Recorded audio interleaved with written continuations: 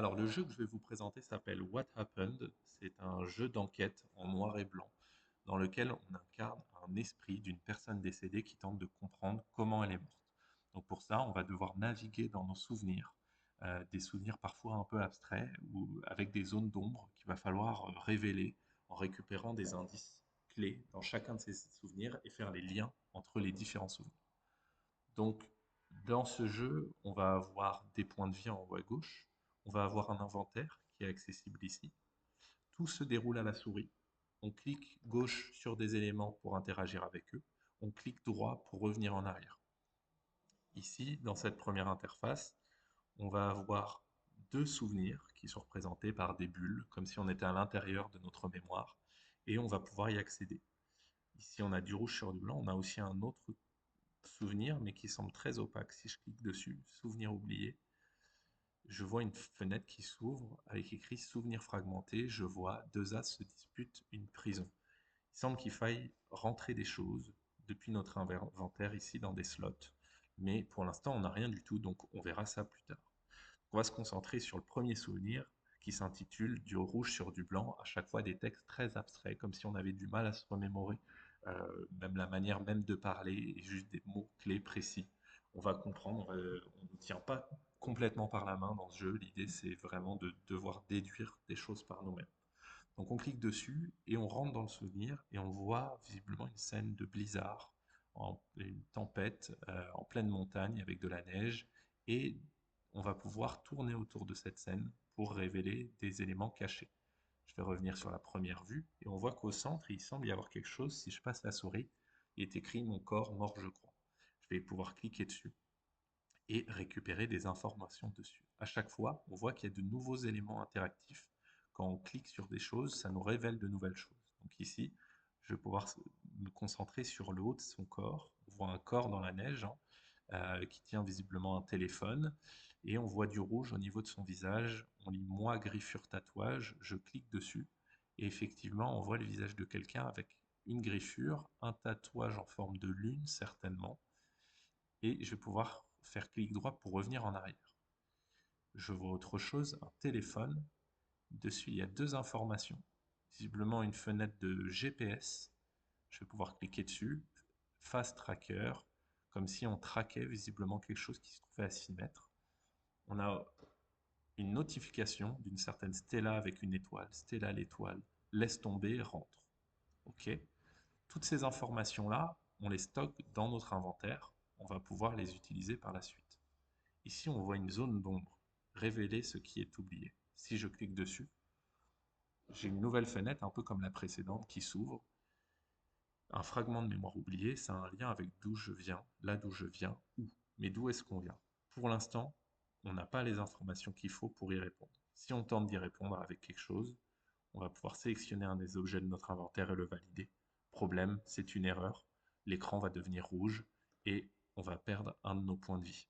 Il va falloir revenir plus tard quand on aura plus d'informations.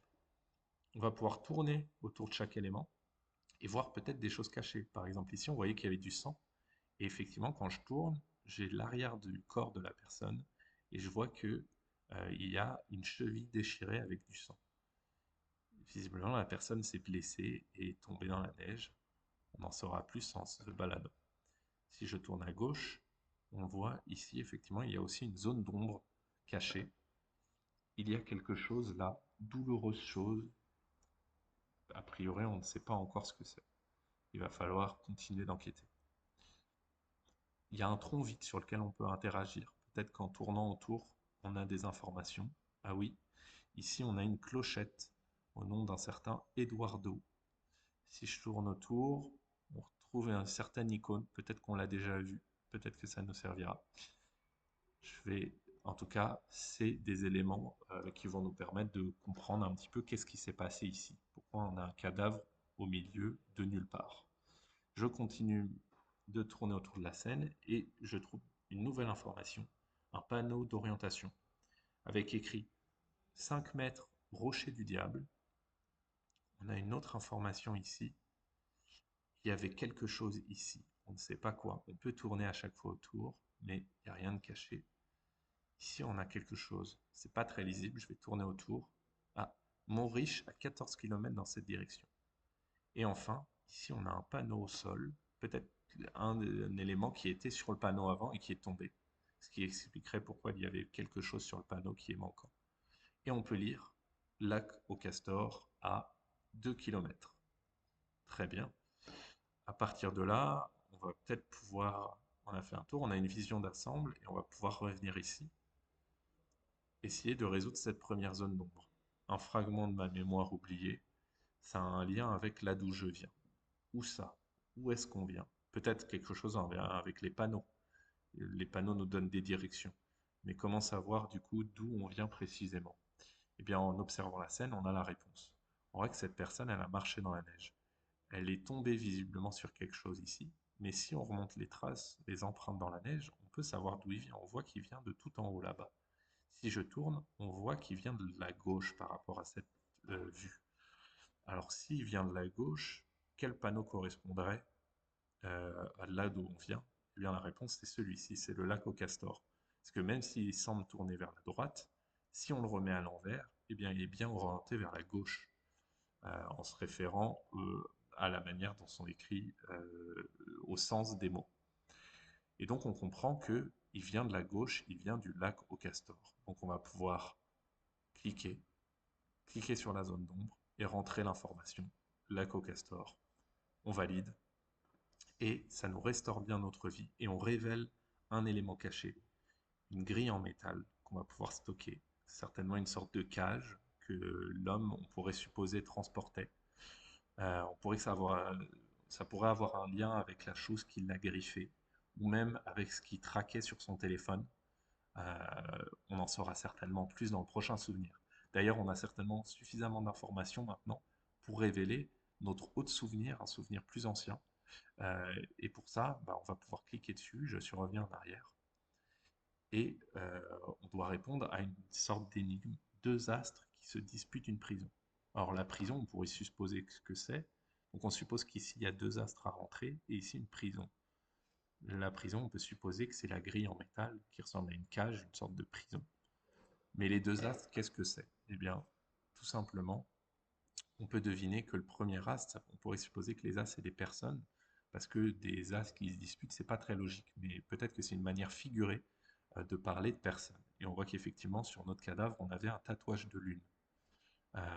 Et sur un SMS qu'on a reçu, il y a une personne qui avait euh, un emoji étoile, donc un astre, un soleil, et peut-être que c'est ça la réponse. On va valider.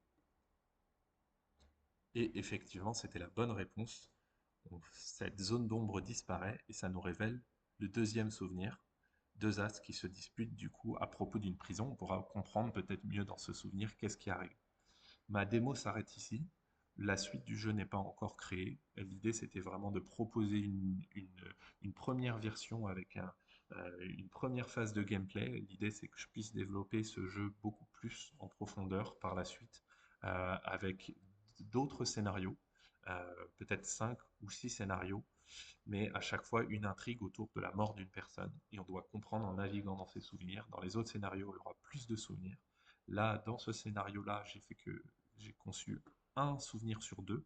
Mon scénario est écrit, mais il me reste encore le temps bah, de tout concevoir.